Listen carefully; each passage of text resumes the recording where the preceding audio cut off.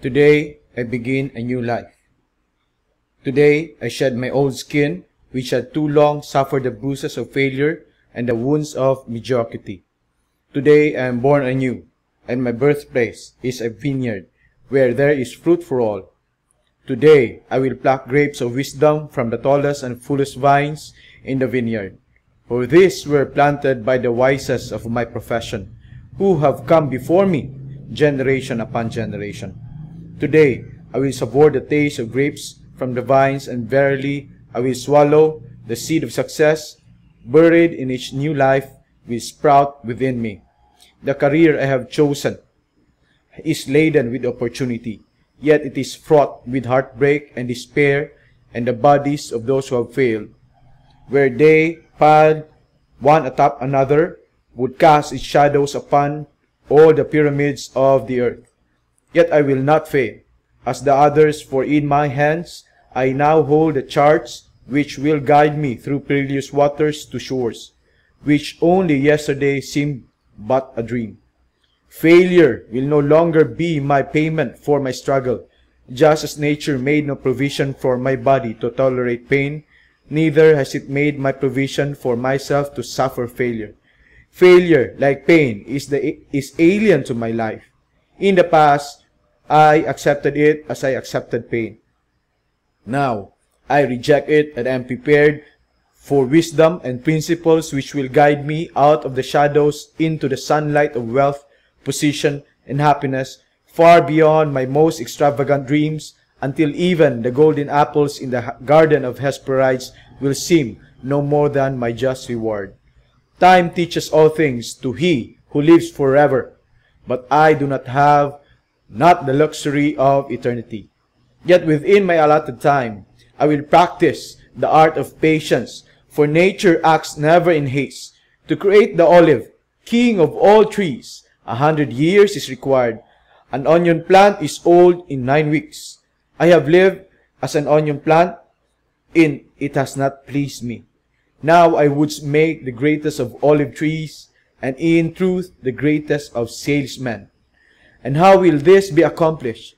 For I have neither the knowledge nor the experience to achieve greatness, and already I have stumbled in ignorance and fallen into pools of self-pity. The answer is simple. I will commence my journey unencumbered with either the weight of unnecessary knowledge or the handicap of meaningless experience.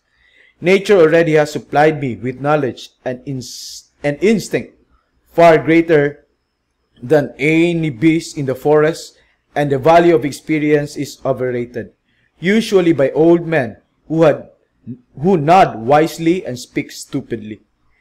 In truth, experience teaches thoroughly, yet her course of instruction divorces men's years, so the value of her lessons diminishes with the time necessary to acquire her special wisdom. The end finds it wasted on dead men. Furthermore, experience is comparable to fashion. An action which proved successful today will be unworkable and impractical tomorrow. Only principles endure, and this I now possess, for the laws that will lead me to greatness are contained in the words of these scrolls. What they will teach me is more to prevent failure than to gain success. For what is success other than a state of mind? Which two among 1,000 men will define success in the same words? Yet failure is always described in one way. Failure is man's inability to reach his goals in life, whatever they may be. In truth, the only difference between those who have failed and those who have succeeded lies in the difference of their habits. Good habits are the key to all success. Bad habits are the unlocked door to failure.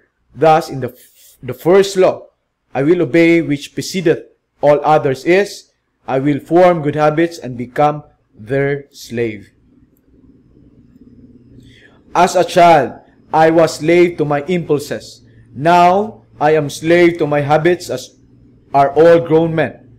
I have surrendered my free will to the years of accumulated habits, and past deeds of my life had indeed marked out a path which threatens to imprison my future. My actions are ruled by appetite, passion, prejudice, greed, love, fear, environment, habit, and the worst of these tyrants is habit. Therefore, if I must be a slave to habit, let me be a slave to good habits. My bad habit must be destroyed, and new furrows prepared for good seed. I will form good habits and become their slave. And how will I accomplish this difficult feat? Through these scrolls. It will be done, for each scroll contains a principle which will drive a bad habit from my life and replace it with one which will bring me closer to success. For it is another of nature's law that only a habit can subdue another habit. So in order for these written words to perform their chosen task, I must discipline myself with the first of my new habits, which is as follows. I will read each scroll for 30 days, and in this prescribed manner before I proceed to the next scroll. First, I will read the words in silence when I arise. Then I will read the words in silence after I have partaken my midday meal. Last, I will read the words again just before I retire at day's end, and most important, on this occasion, I will read the words aloud. On the next day, I will repeat this procedure, and I will continue in like manner for 30 days. Then I will turn to the next scroll and repeat this procedure for another 30 days. I will continue in this manner until I have lived with each scroll for 30 days and my readings has become habit. And what will be accomplished with this habit? Here lies the hidden secret of all man's accomplishment. As I repeat the words daily, they will soon become a part of my active mind. But more important, they will also seep into my other mind, that mysterious source which never sleeps, which creates my dreams and often makes me act in ways I do not comprehend. As the words of these scrolls are consumed by my mysterious mind, I will begin to awake each morning with a vitality I have never known before. My vigor will increase, my enthusiasm will rise, my desire to meet the world will overcome my fear. I once knew at sunrise. I will be happier than I ever believed it possible to be in the world of strife and sorrow.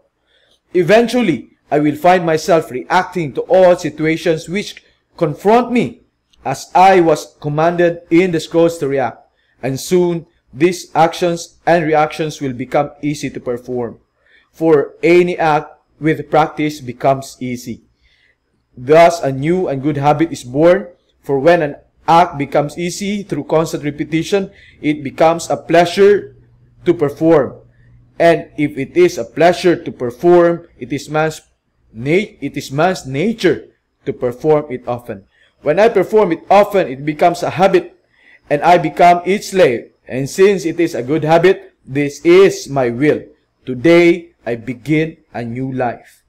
As I read and reread the words in the scrolls to follow, never will I allow the brevity of each scroll nor the simplicity of each words to cause me to treat the scroll's message lightly. Thousands of grapes are pressed to fill one jar with wine, and the grapes' skin and pulp are tossed to the birds. So it is with these grapes of wisdom from the ages. Much has been filtered and tossed to the wind. Only the pure truth lies distilled in the words to come. I will drink as instructed and spill not one drop, and the seeds of success I will swallow. Today, my old skin has become as dust. I will walk tall amongst men, and they will know me not. For today, I am a new man with a new life.